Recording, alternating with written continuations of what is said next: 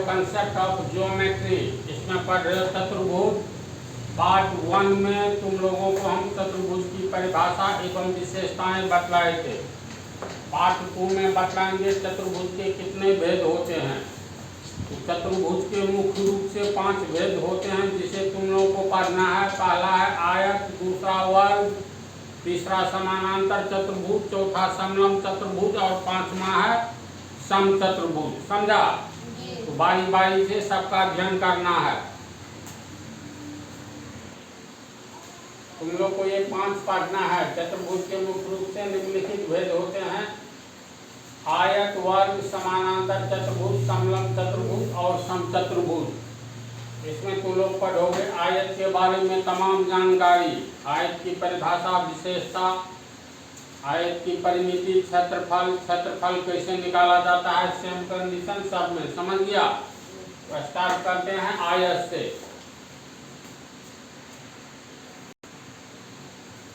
आयत से शुरू करते हैं रेक्टेंगल। तो ध्यान से समझो, ये सब बहुत इजी चीज है। हम 2-3 परिभाषा इसमें लिखेंगे। आयत उस चतुर्भुज को कहते हैं जिसका प्रत्येक कोण 90 डिग्री होता है और आमने सामने की भुजा बराबर होती है। जैसे प्रत्येक कोण 90 डिग्री का होगा, इसका मतलब है एक सरल रेखा खींचो। तो 90 डिग्री कोण बनाने के लिए जब एक सरल रेखा पर दूसरी सरल रेखा बिल्कुल सीधी खड़ी होती है तो दोनों के बीच बनने वाला कोण 90 डिग्री कहलाता है। तो ये देखो बिल्कुल सीधा खींचे हैं, ये हो गया 90 डिग्री। प्रत्येक कोण 90 डिग्री होता है। इसका अर्थ है यहाँ भी तो बिल्कुल सीधी मतलब सरल रेखा, खड़ी सरल रेखा खींचो, तो ये भी हो गया 90 डिग्री। अब यहाँ से इसको मिला दो बिल्कुल सीधा।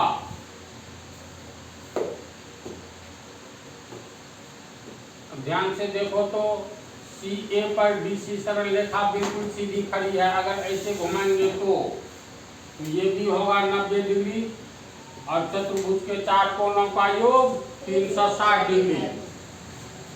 तो 90 90 90 ये हो गया 270 डिग्री। तो बचा हुआ ये कोण 90 डिग्री होगा ही। तो आयत की पहली परिभाषा के अनुसार आयत उस चतुर्भुज को कहते हैं जिसका प्रत्येक कोण 90 डिग्री होता है और आमने सामने की भुजा समान होती है। AB के सामने में CD है, CA के सामने खड़ा हो जाओ तो DB है। इसका मतलब हुआ अगर ये 10 सेंटीमीटर होगा तो सामने वाला आमने सामने की भुजा समान होती है, ये भी 10 सेंटीमीटर होगा। ये मान लो 6 सेंटीमीटर होगा तो आमने सामने की भुजा बराबर होती है। ये 6 सेंटीमीटर है, यहाँ खड़ा हो जाओ, इसके सामने CA है, ये भी 6 सेंटीमीटर होगा। समझा? तो चारों कोण 90 डिग्री होता है ये कहेंगे तो ऐसा भी कह सकते हैं आयत उस चतुर्भुज को कहते हैं जिसके आमने सामने की भुजा समान होती है तथा एक कोण 90 डिग्री होता है। ये भी कहोगे, ये तो थ्योरम हो जाता है। जिस चतुर्भुज के आमने सामने की भुजा बराबर हो एवं एक कोण 90 डिग्री हो, वैसे याद रखो चारों कोण 90 डिग्री हो तो ऐसी आकृति को हम लोग आयत कहेंगे। बाद में थ्योरम में साबित कर देंगे जो एक ही कोण 90 डिग्री होगा तो बाकी सभी कोण 90 डिग्री होगा, बशर्ते आमने सामने की भुजा समान होनी चाहिए। तो ये हो गया तुम लोगों का पहली परिभाषा। ये हो गया तुम लोग को पहली परिभाषा है। हम कम से कम 3 परिभाषा बतलाने जा रहे हैं। तो पहली परिभाषा जो बोले उस चतुर्भुज को आयत कहते हैं जिसके आमने सामने की भुजा बराबर हो तथा प्रत्येक कोण 90 डिग्री का हो।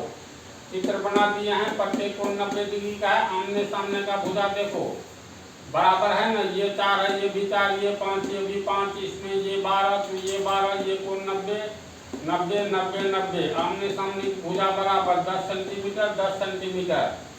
इस चित्र में आमने सामने की भुजा बराबर, ये x मीटर तो ये भी x मीटर, ये y मीटर तो ये भी y मीटर, और प्रत्येक कोण 90 डिग्री। 3 कोण 90 90 90 है तो चौथा कोण 90 होगा ही, है ना। अब दूसरी परिभाषा देखो, दूसरी परिभाषा थोड़ा चित्र देखो तो यह एक ऐसी आकृति है जिसके आमने सामने की भुजा तो बराबर है, ध्यान से समझो। ABCD एक ऐसी आकृति है जिसके आमने सामने की भुजा बराबर है। मान लो ये 8 सेंटीमीटर है तो इसके सामने वाला ये हुआ, ये भी 8 सेंटीमीटर, ये 5 सेंटीमीटर है, इसके सामने वाला ये हुआ तो ये भी 5 सेंटीमीटर। हम ये नहीं कह रहे हैं आयत उस मतलब उस चतुर्भुज को कहते हैं जिसके आमने सामने की भुजा बराबर हो एवं प्रत्येक कोण 90 डिग्री का हो। पहली परिभाषा है ना, हम ये कह रहे हैं जिस चतुर्भुज के आमने सामने की भुजा बराबर हो और यहाँ ये कोण जो है पूरा कितना कोण होगा, एक बिंदु के चारों ओर 360 डिग्री का कोण होता है। तो कल्पना करो ये 90 डिग्री है तो 360 में से 90 घटाओ, कितना होगा, 270 होगा ना। तो मान लो ये कोण 270 डिग्री है,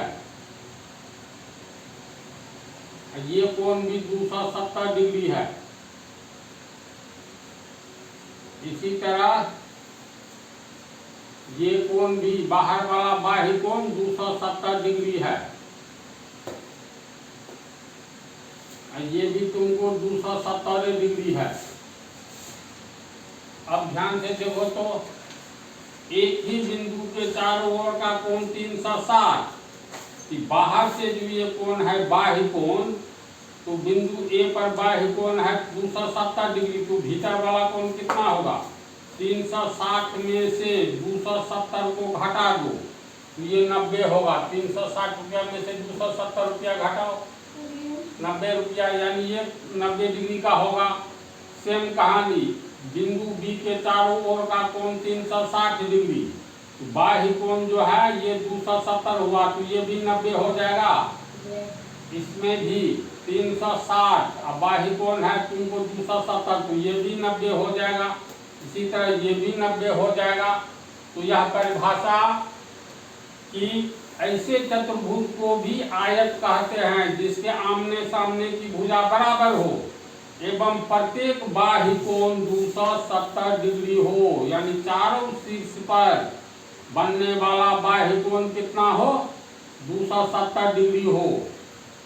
तो भीतर वाला ये अंतः कोण जो है ये अपने में 90 डिग्री हो जाएगा ना प्रत्येक कोण। तो दूसरी परिभाषा क्या हुई, उस चतुर्भुज को आयत कहते हैं जिसके आमने सामने की भुजा बराबर हो एवं प्रत्येक शीर्ष पर बना बाह्य कोण 270 डिग्री का हो। समझ गया इसको? देखो ये दूसरी परिभाषा जो बोले हैं ये लिख दिए हैं, इसको भी तो लोग समझ गया। इसमें देखो हम भीतर का कोण नहीं बनाए हैं, इसका मतलब ये कोण जो है भीतर वाला भी है, डॉट डॉट करके दे देते हैं, समझा ना। इसी तरह दूसरे चित्र में भी दे भी सकते हो, नहीं भी दे सकते हो। तो ये दूसरी परिभाषा है। अब तीसरी परिभाषा देखो, तीसरी परिभाषा से पहले तुम लोग एक चीज बतलाओ, जब दो समानांतर रेखा को पैरेलल लाइन समानांतर रेखा बता दिए हैं, ये AB और CD दो समानांतर रेखा है, ये हो गया तिर्यक छेदी रेखा MN, समझा। तो ये MN जो है CD पर बिल्कुल सीधी खड़ी है, तो ये कोण हो गया 90 डिग्री। दो समानांतर रेखा को कोई तीसरी रेखा काटती है तिर्यक छेदी रेखा, तो एकांतर कोण बराबर होता है, यानी ये 90 डिग्री है तो ये भी 90 डिग्री होगा।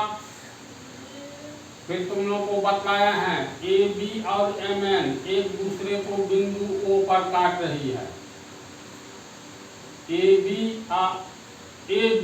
एम एन रेखा जो है एक दूसरे को बिंदु O पर काट रही है। तो एक रेखा जब दूसरे रेखा को काटती है तो आमने सामने का कोण बराबर होता है, जिसे सम्मुख कोण कहते हैं। ये 90 डिग्री, तो ये भी 90 डिग्री हो जाएगा, ये भी हो गया 90 डिग्री। पुनः एक दूसरी रेखा हम लोग खींच रहे हैं बिल्कुल सीधी, MN के समानांतर। मान लो PQ एक रेखा खींचे, सीधी को हटाओ, MN के समानांतर PQ रेखा खींचे, तो MN और PQ समानांतर है, तो ये कोण और ये कोण अंतः कोण होगा, बोलो सॉरी एकांतर कोण। दो समानांतर रेखा को कोई तीसरी रेखा काटती है तो एकांतर कोण बराबर होता है, तो ये एकांतर कोण हुआ, तो ये भी 90 डिग्री हो गया। पुनः देखो CD और AB समानांतर है, यानी AB और CD समानांतर है तथा MN और PQ समानांतर है, ये दोनों। तो दो समानांतर रेखा CD और AB को PQ तिर्यक रेखा काट रही है। तो तुम लोग को बतलाए हैं समानांतर रेखा बहुत लंबा टॉपिक है जो बतला चुके हैं। तो AB और CD दो समानांतर रेखा को PQ रेखा काट रही है, इसीलिए दो अंतः कोणों का योग 180 डिग्री होगा। तो ये 90 है, तो ये भी 90 हो गया, हो जाएगा ना। फिर AB और CD समानांतर रेखा है, MN तिर्यक रेखा है, तो दो अंतः कोणों का योग 180 डिग्री होगा। तो ये 90 है, तो ये कितना होगा 90, तब न 90 90 180। अब इस सब को हम मिटा देते हैं, या चलो इसका नाम OS K M। तो अब देख लो, तो चलो इसको मिटा दिए यहाँ से इधर। अब इसमें ध्यान से देखो कि कैसा चतुर्भुज है। ऐसा चतुर्भुज है, यानी नया नाम रख दो, PQRS रख दिए। तो आमने सामने की ये भुजा समानांतर है, ये भुजा समानांतर है। तो समानांतर चतुर्भुज आगे बतलाएंगे, लेकिन इतना जान लो, जिस चतुर्भुज की आमने सामने की भुजा समानांतर हो उसे हम समानांतर चतुर्भुज कहते हैं। यहाँ PQ समानांतर SR है, SP समानांतर RQ है। और वास्तव में समानांतर चतुर्भुज में आमने सामने की भुजा बराबर होती है। ये PQ भुजा अगर 4 सेंटीमीटर होगा तो सामने वाली ये भी 4 सेंटीमीटर होगा। ये मान लो 5 सेंटीमीटर है, तो सामने वाला ये भी 5 सेंटीमीटर होगा। अब इसको हम लोग तीन कोण को मिटा देते हैं,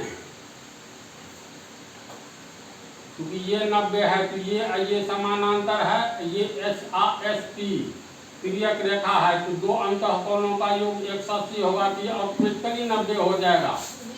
और ये समानांतर है, ये PQ तिर्यक रेखा है, तो दो अंतः कोणों का योग 180 होगा। ये 90 है, तो ये 90 हो ही जाएगा, तब न 90 90 180। तो 1 2 3 कोण हुआ 90 डिग्री। फिर ये 90 हुआ, तो ये समानांतर है, ये तिर्यक रेखा है, तो ये दोनों कोण का योग 180। ये 90 है, तो ये भी 90 हो जाएगा। तो आयत की एक परिभाषा होती है, आयत उस समानांतर चतुर्भुज को कहते हैं जिसका एक कोण 90 डिग्री होगा। बस एक लाइन की परिभाषा फिर सुनो, आयत उस समानांतर चतुर्भुज को कहते हैं जिसका एक कोण 90 डिग्री होगा। क्योंकि समानांतर चतुर्भुज में आमने सामने की भुजा बराबर हो गया, आयत में आमने सामने की भुजा बराबर होती है।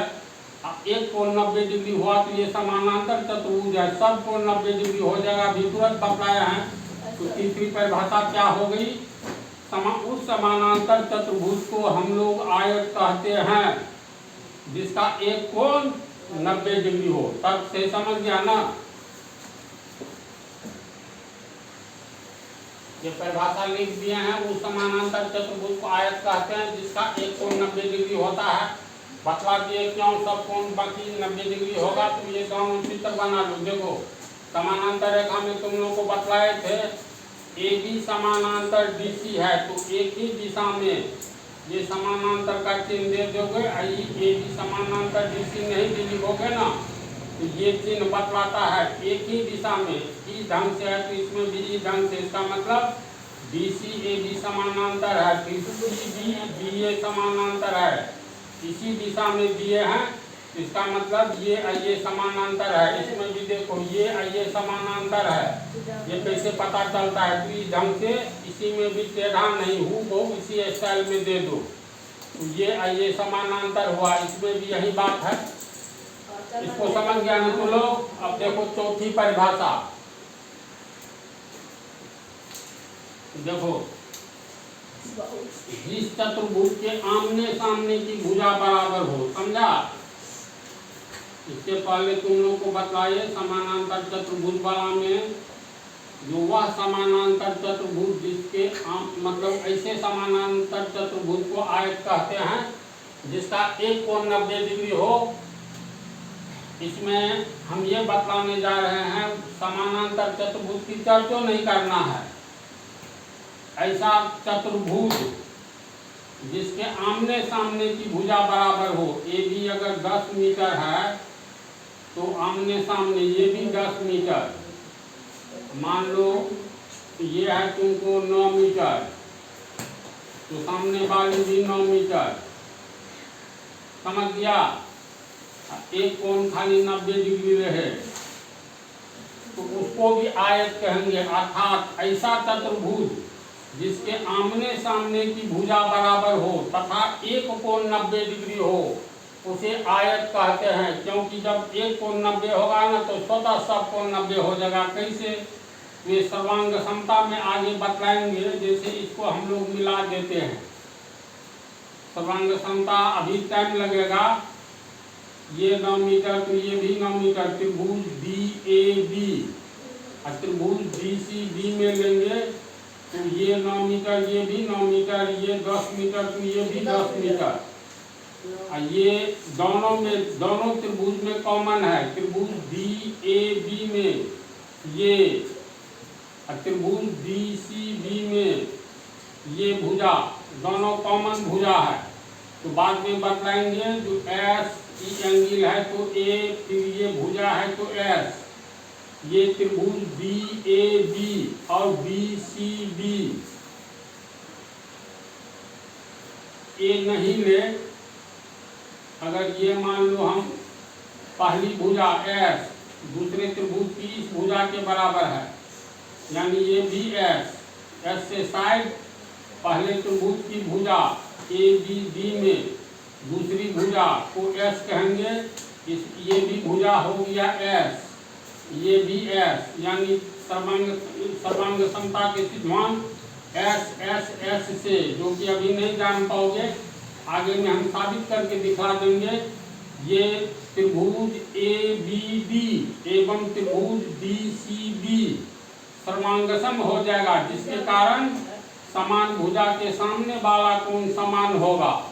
और इस तरह साबित किया जा सकता है, ये कोण अगर अल्फा होगा तो ये कोण भी अल्फा होगा, ये कोण बीटा होगा तो ये कोण भी बीटा होगा, समझा ना? और इस तरह 2 अल्फा 2 बीटा बराबर 360 डिग्री, चारों कोण का योग। इस तरह अल्फा प्लस बीटा बराबर हो जाएगा 90 डिग्री, और सॉरी 180 डिग्री। अब फिर साबित किया जा सकता है ये अल्फा भी 90 होगा, बीटा भी 90 होगा। अर्थात अभी इसको एक तरह से मान करके चलो, अब बाद में साबित हो जाएगा। परिभाषा ये है, जिस चतुर्भुज में आमने सामने की भुजा बराबर हो, आमने सामने की भुजा तथा एक कोण 90 डिग्री हो, तो वह चतुर्भुज भी आयत कहलाता है। क्योंकि सर्वांग समता का सिद्धांत बतलाएंगे तब इस चौथी परिभाषा को अच्छी तरह जान जाओगे। ये चौथी परिभाषा है, इसको तो लोग लिख लो।